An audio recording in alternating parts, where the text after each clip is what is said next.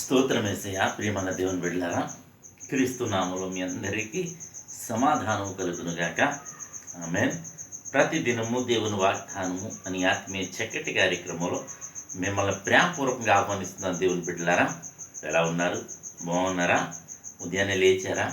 ప్రార్థన చేసుకున్నారా అన్నట్టు ప్రతి దినము మరి దేవునితో మీరు కాసేపైనా గడుపుతున్నారా?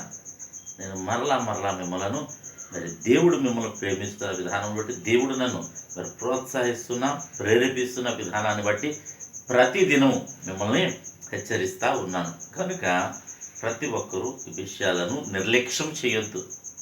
నిర్లక్ష్యము మరి చేయడం వల్ల మనకు నష్టము. కనుక ప్రతి ఒక్కరూ దేవునికి దగ్గరగా మరి జీవించాలని మరి నేను కోరి ప్రార్థిస్తూ ప్రతి దినము దేవుని వాగ్దానం మరి ఇది కొనసాగించబడుతుంది.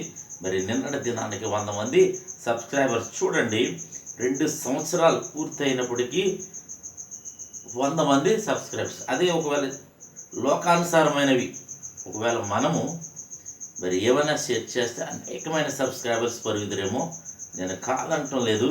కానీ దేవుని వాక్యానికి వచ్చేసరికి దేవుని మరి ఆత్మానుసారంగా మరి ఉండేవారు తక్కువట, మరి లోకానుసారంగా ఉండేవారు ఎక్కువ. మరి మీరు ఏ విధంగా ఉంటున్నారు?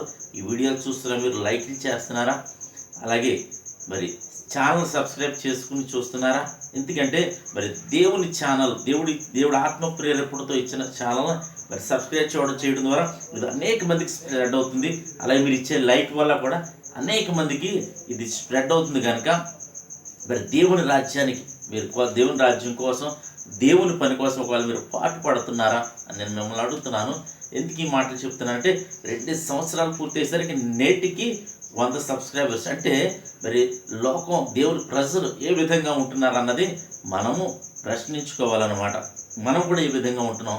దేవుని పనులు ముందుకు సాగుతుందా? లోకంలో ఉన్న వాటికి మనం లైక్లు సబ్స్క్రైబ్లు చేస్తున్నామా అన్నది కూడా మనం గుర్తెరిగి ప్రతి ఒక్కరూ మరి దేవునికి ఇష్టంగా జీవించడానికి ప్రయత్నం చేయాలని మరి ప్రతి దినము దేవుని వాగ్దానం అని ఆత్మీయ చక్కటి కార్యక్రమంలో వాగ్దానాన్ని చదువుతున్నాను. నెహెమ్యా గ్రంథము 9వ అధ్యాయము 31వ వచనం. అయితే నీవు మహా ఉపకారివై ఉండి వారిని బొత్తుగా నాశనము చేయకయు విడిచిపెట్టకయు ఉంటివి. నిజముగా నీవు కృపా కనికరము గల దేవుడివై ఉన్నాం. దేవునికి స్తోత్రం. ఇక్కడ చక్కటి మరి వాగ్దానం. మరి ఈ వాగ్దానానికి ముందల్తే ఈ వాగ్దానాన్ని రచించినది నెహెమ్యా.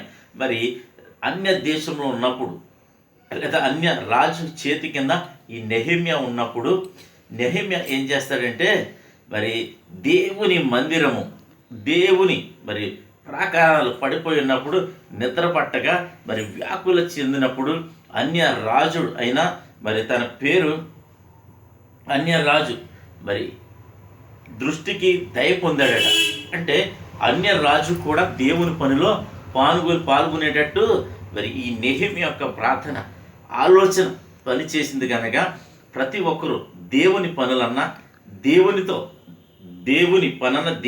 నడవడం అన్నా, దేవుని చెప్పింది చేయడం అన్నా మరి మనము చురుకుగా ఉండాలి. దేవుని పనిని, దేవుణ్ణి నిర్లక్ష్యం చేయకూడదు.